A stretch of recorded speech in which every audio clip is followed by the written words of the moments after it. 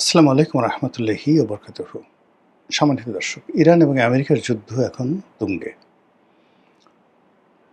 আপনারা জানেন যে পাকিস্তানের মধ্যস্থতায় সুইজারল্যান্ডে বসে ইরান এবং আমেরিকার মধ্যে একটি সমঝোতা স্মারক স্বাক্ষরিত হয়েছিল, MOU, যেটার প্রেক্ষিতে একটি চূড়ান্ত যুদ্ধবিরতি বা যুদ্ধের অবসান সেগুলো নিয়ে আলাপ আলোচনা হচ্ছিল। ঠিক সেই সময়টিতে অল অন এ সাডেন হঠাৎ করে আবার সেই যুদ্ধের দামামা বেজে উঠল। যখন এ ধরনের সমঝোতা চলছে এবং উভয় পক্ষ যেখানে আশাবাদী ছিল, আমেরিকা এবং ইরান, ঠিক সেই সময়টাতে হরমুজ প্রণালী নিয়ে নতুন করে আবার উত্তেজনা দেখা দেয়। ইরান শর্ত সাপেক্ষে সেই হরমুজ প্রণালী খুলে দিয়েছিল। তাদের শর্ত হলো এই, যেটা তারা MOU-তে উল্লেখ করেছিল। MOU-তে উল্লেখ করেছিল যে এই জায়গা থেকে যেতে হলে ইরানকে ট্যাক্স দিতে হবে এবং ইরানের যে কর্তৃপক্ষ, সেই কর্তৃপক্ষ থেকে যথাযথ অনুমতি নিতে হবে। দুটো অংশ, একটা ওমানের অংশ আর একটা ইরানের অংশ।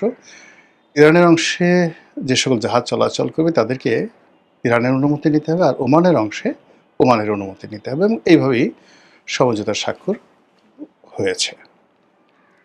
এর বাইরে আরেকটা শর্ত ছিল যে হুথিদের উপরে আক্রমণ চলছে এবং লেবাননে যে আক্রমণ চালাচ্ছে এবং সৈন্য সমাবেশ করেছে ইসরায়েল, তো সেখানে মূলত যে হিজবুল্লাহ, তো হিজবুল্লাহর সাথে সেই যুদ্ধে বহু হতাহত হয়েছে এবং আপনারা জানেন যে ইরান প্রথম দিন থেকে হিজবুল্লাহর প্রমোটর। তো এক্ষেত্রে শর্ত ছিল যে ইসরায়েলকে এই আক্রমণ বন্ধ করতে হবে, লেবাননের মাটি থেকে তাদের সৈন্য ফিরিয়ে আনতে হবে এবং যে সকল এলাকা তারা দখল করে নিয়েছে লেবাননের, সেগুলো ফেরত দিতে হবে। তো এগুলো নিয়ে টানাপোড়েন কথাবার্তা চলছিল এবং আপনারা জানেন যে ইতিমধ্যে এটা তৃতীয় দফা যুদ্ধ। এর আগে দ্বিতীয় দফা যুদ্ধ হয়েছে, প্রথম দফা যুদ্ধ হয়েছে এবং উভয় যুদ্ধেই, প্রথম এবং দ্বিতীয় দফা যুদ্ধে আমেরিকা এবং ইসরায়েল শোচনীয়ভাবে পরাজিত হয়েছে। অন্যদিকে ইরানের যথেষ্ট ক্ষয়ক্ষতি হয়েছে, কিন্তু তাদের যে আত্মমর্যাদা, তাদের যে সামরিক সক্ষমতা, এটি খোদ আমেরিকা এবং ইসরায়েলকে অবাক করে দিয়েছে। এবং আমেরিকা এবং ইসরায়েলের সৈন্যদের মধ্যে যে কী পরিমাণ প্যানিক, যেটি কল্পনা করতে পারবেন না। অনেক, মানে এটা সংখ্যা দিয়ে বলা যাবে না, হাজার হাজার ইসরায়েলি সৈন্য এবং আমেরিকান সৈন্য তারা মানসিক ভারসাম্য হারিয়ে ফেলছে এই দীর্ঘ যুদ্ধে। ভারসাম্য হারিয়ে ফেলছেন স্বয়ং ডোনাল্ড ট্রাম্প। তিনি, আপনি দেখবেন যে গত 2-3 মাস বা 4-5 মাস ধরে যে সকল কথাবার্তা বলছেন, এত হাস্যকর যে আমাদের দেশে কোনো, যাকে বলা হয়, আমাদের দেশে একজন লোক আছে ভাইরাল সিদ্দিক, মানে তিনি অনেক কথা বলেন। আমার কাছে মনে হয় যে ডোনাল্ড ট্রাম্প ইদানিং যে সকল কথাবার্তা বলছেন বা যে সকল কর্মকাণ্ড করছেন, সেটা ভাইরাল সিদ্দিকের যে কর্মকাণ্ড সেটাকে হারিয়ে গেছে। এখন সেই ডোনাল্ড ট্রাম্প, তিনি নিজেও কতটা ভীত সন্ত্রস্ত তার একটা উদাহরণ দিই। তিনি তুরস্কে একটা বৈঠকে ছিলেন। তো সেখানে তিনি, তাকে বহন করার জন্য নতুন যে একটা এয়ারক্রাফট কাতারের আমির তাকে দিয়েছেন, অত্যন্ত বিলাসবহুল, এটাই তিনি চড়ছিলেন এবং তিনি খুব প্রশংসা করছিলেন যে এর চাইতে ভালো নিরাপদ এয়ারক্রাফট আর হতে পারে না। এবং আমেরিকা নিজে চেষ্টা করলো এয়ারফোর্স ওয়ানে সংযুক্ত প্রেসিডেন্টের যে বহরে সংযুক্ত এই কাতারের যে বিমানটি, এরকম বিলাসবহুল নিখুঁত নিরাপদ বিমান আমেরিকা তৈরি করতে পারতো না। তো সেই প্রিয় বিমানটি হঠাৎ করে যখন ইরান আক্রমণ শুরু হলো এবং ইরান যখন পাল্টা আক্রমণ করা শুরু করলো, ঠিক সেই সময়টাতে তিনি যখন ওই তুরস্ক ত্যাগ করবেন, তখন তিনি আর সেই কাতারের বিমানে চড়তে সাহস পেলেন না এবং তিনি সেই তার যে পুরনো বিমান এয়ারফোর্স ওয়ানের যে বোয়িং 747 যে পুরনো বিমান, যেটি ট্রাস্টওয়ার্দি, বিশ্বস্ত এবং মোর ইফেক্টিভ, মিলিটারিলি ইফেক্টিভ, সেই বিমানে চড়ে তিনি সেই তুরস্ক ত্যাগ করলেন। এরপরে যেটি হলো, তিনি ৩ থেকে ৪ বার বলছেন যে, "আমি ইরানের ১ নম্বর টার্গেট। ইরান আমাকে মেরে ফেলবে। ইরান আমাকে যেকোনো সময় মেরে ফেলবে এবং আমাকে যদি মেরে ফেলে তাহলে আমি হুকুম দিয়ে রেখেছি আমাদের যত ক্ষেপণাস্ত্র আছে সেই ক্ষেপণাস্ত্র দিয়ে আমেরিকাকে মানে তার সর্বশক্তি আমেরিকা নিয়োগ করে ইরানকে মাটির সঙ্গে মিশিয়ে দেওয়া হবে।" ইতিমধ্যে তার একজন খুব ঘনিষ্ঠ সহযোগী, তার একটা ন্যাচারাল ডেথ হয়েছে। এটা নিয়ে ইরান খুব মশকরা করেছে যে, এত আগে সে তো আমাদের হিট লিস্টে ছিল, হত্যার তালিকায় ছিল। সে এত আগে মারা গেল, এটা কী ধরনের কথা হলো? এবং এটা নিয়ে আমেরিকাতে একটা ভীতি ছড়িয়ে পড়েছে। অন্যদিকে ইরান গোপনে একটা হিট লিস্ট করেছে, অলমোস্ট ২০ জন একটা টার্গেটেড। তো এর মধ্যে ইমানুয়েল ম্যাক্রো আছে। দেখলাম যে ইটালির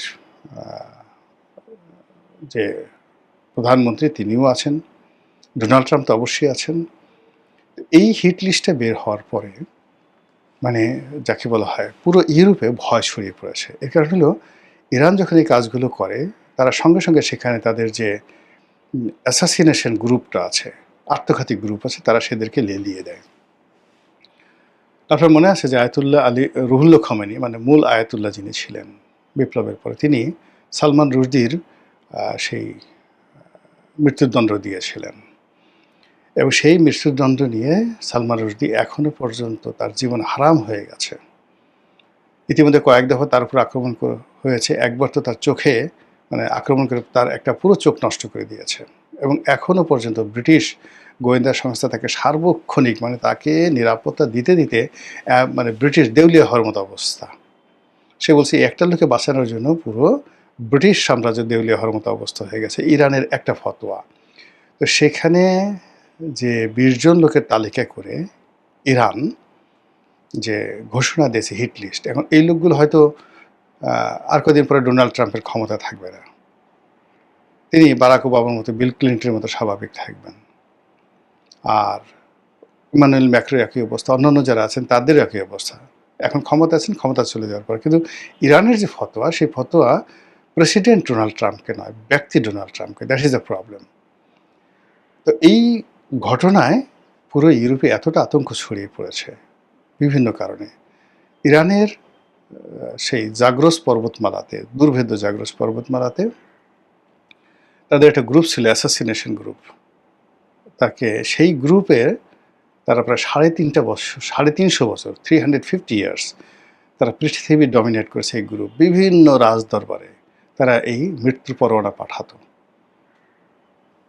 এবং তাদেরকে ট্যাক্স না দিয়ে ওই সমসাময়িক দুনিয়াতে মানে কেউ বাঁচতে পারেনি, ইভেন গাজী সালাউদ্দিন সাহেবও না। এই গ্রুপটিকে ধ্বংস করেছিলেন হালাকু খান, মঙ্গল নেতা হালাকু খান। এই প্রথম এই পাহাড় আক্রমণ করে এদেরকে ধ্বংস করেছিলেন। আর কেউ এর আগে ৩৫০ বছর ধরে, সেই আব্বাসীয় জমানায় তাদের সৃষ্টি হয়েছিল, একদম হালাকু খান পর্যন্ত সেই ৩৫০ বছর তারা পৃথিবীকে জ্বালিয়েছে। ওই রক্ত ইরানের মধ্যে রয়ে গেছে। ফলে সেই রক্ত দিয়ে এই ২০ জন মানুষকে টার্গেট করেছে। ফলে কি হলো, যারা ইরানের মৃত্যুদণ্ড পেয়েছে তাদের ঘুম হারাম হয়ে গেছে। কেন? তারা জানে যে এই জাতিটি কি করে প্রতিশোধ নিতে হয় তা জানে এবং এদের রন্ধ্রে রন্ধ্রে এই জিনিসগুলো রয়ে গেছে। ফলে তাদের যে আতঙ্ক, সেই আতঙ্ক ইতিমধ্যে আরও বেড়ে গেছে যে ইরানের যে রেভলিউশন মানে ইরানের যে বিপ্লবী গার্ড, জিহ্বার জড়তার কারণে ইংরেজিতে এই যে রেভলিউশন শব্দটি বা রেভলিউশনারি এই শব্দটি আমি উচ্চারণ করতে পারছি না, এটা মানে একটা জড়তা, ইদানিং এটা হয়েছে, আগে ছিল না। তো যাই হোক, ইরানের যে বিপ্লবী গার্ড, সেই বিপ্লবী গার্ড তার একটা গুরুত্বপূর্ণ কর্মকর্তা তিনি বলেছেন যে একেবারে হোয়াইট হাউসের মধ্যে ঢুকে ডোনাল্ড ট্রাম্পকে মারা যে সক্ষমতা, মারার যে সক্ষমতা, এটা এখন আছে, ইরানের আছে। Iran can do it. Iran এতদিন এই কাজটি করেনি, কিন্তু এখন এই কাজটি তারা করবে। তো ফলে কি হলো যে এই যে ইরানের যে যুদ্ধ, এই যুদ্ধ তৃতীয় দফাতে যে যুদ্ধ, এই যুদ্ধ খুব দ্রুত শেষ হয়ে যাবে। দ্রুত শেষ হয়ে যাবে যে এর আগে ইরান যেটা প্ল্যান করেছিল এবং আমেরিকা যেটা প্ল্যান করেছিল, তো ইরানের প্ল্যানটা শতভাগ সফল হয়েছে, কিন্তু আমেরিকার প্ল্যান হয়নি। ইরান মধ্যপ্রাচ্যের যে সকল আমেরিকান ঘাঁটি রয়েছে, সব ঘাঁটি প্রায় আংশিকভাবে, অর্ধেক এবং কোনো কোনো ঘাঁটি একেবারে সম্পূর্ণভাবে ধ্বংস করে দিয়েছে আমেরিকান ঘাঁটি, যেগুলো মেরামত করতে বিলিয়ন নয়, মানে শত কোটি নয়, হাজার কোটি ডলার লাগবে, ট্রিলিয়ন ডলার লাগবে নতুন করে চালু করতে। ২ নম্বর হলো চালু আর এগুলো করবেন। ইতিমধ্যে দেখেন ইরাক থেকে আমেরিকান বাহিনী চলে আসছে গত ২৩ বছরে, তাদের যে সমস্ত কিছু গুটিয়ে তারা সেখান থেকে চলে আসছে ইরাক থেকে। ফলে ইরাক এখন 100% ইরানের দখলে, মানে সেখানে আলাদা সরকার আছে, রাষ্ট্রপতি আছে, প্রধানমন্ত্রী আছে, কিন্তু সেখানে কমান্ড চলে, সেখানে কমান্ড চলে ইরানের।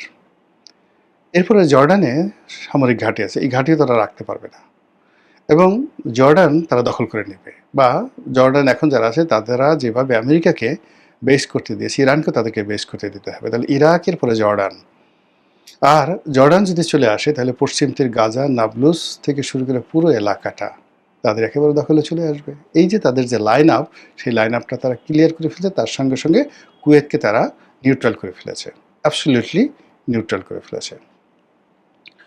অন্যদিকে আমেরিকা যেটা আর ইসরায়েল যেটা চেয়েছিল যে এয়ার স্ট্রাইক করে এই দেশটিকে শেষ করে দেওয়া, এটা হয়নি, ফেল করেছে। তারপরে তারা মিসাইল, ড্রোন আক্রমণ করেছে, সেটা ফেল করেছে। এখন এই মুহূর্তে তাদের যে মেরিন, তাদের যে নেভি, নেভাল ফোর্স, সেই নেভাল ফোর্স দিয়ে তারা শত শত সেই সামরিক যান এই ইরানের উপকূলে তারা নৌ অবরোধ দিচ্ছে, এবং সেখান থেকে তারা সেই বিমান হামলা চালাচ্ছে, এবং এটা বেশি দিন তারা চলবে না, because they have the limitation, very limitation. এই একটা লিমিটেশন দিয়ে ইরানের মতো একটা বিরাট ভূখণ্ডকে শুধুমাত্র এয়ার স্ট্রাইক দিয়ে আমেরিকার সমস্ত ফোর্স, মানে একশো যদি পারমাণবিক বোমা দিয়ে মানুষ মেরে ফেলে সেটা আলাদা কথা, কিন্তু ইরানকে শেষ করা সম্ভব নয়। ফলে highest they can do more than কত 10-12 দিনের বেশি তারা এইভাবে চালাতে পারবে না। তখন কি হলো, আগে নৌবাহিনী ব্যর্থ হয়েছে, বিমান বাহিনী ব্যর্থ হয়েছে, এবার নৌবাহিনী ব্যর্থ হলো। আর নৌবাহিনী, বিমান বাহিনী ব্যর্থ হলে যে তারা যে মূল যে যুদ্ধর যে ইনস্ট্রুমেন্ট, যেটা হলো স্থল যুদ্ধ, ইনফ্যান্ট্রি, পদাতিক ডিভিশন, এটাকে নিয়ে তারা সামনে এগোবে, এটা একেবারে অসম্ভব বিষয়। ফলে কি হলো, এই যে বিশ্ব অর্থনীতি, বিশ্ব রাজনীতি আবার ধপাস করে পড়তে যাচ্ছে। ইতিমধ্যে আপনারা দেখেছেন যে এই ইরান এবং আমেরিকার এই যুদ্ধে চীনের মতো শক্তিশালী অর্থনীতি প্রায় দেউলিয়ার পর্যায়ে চলে গেছে। এই প্রথম তাদের যে জিডিপি নিম্নগামী, যেখানে তারা 9%, 10% জিডিপি তারা করেছে ধারাবাহিকভাবে গত 10-12 বছর ধরে, সেখানে এই প্রথম তাদের জিডিপি নিচের দিকে নেমে এলো।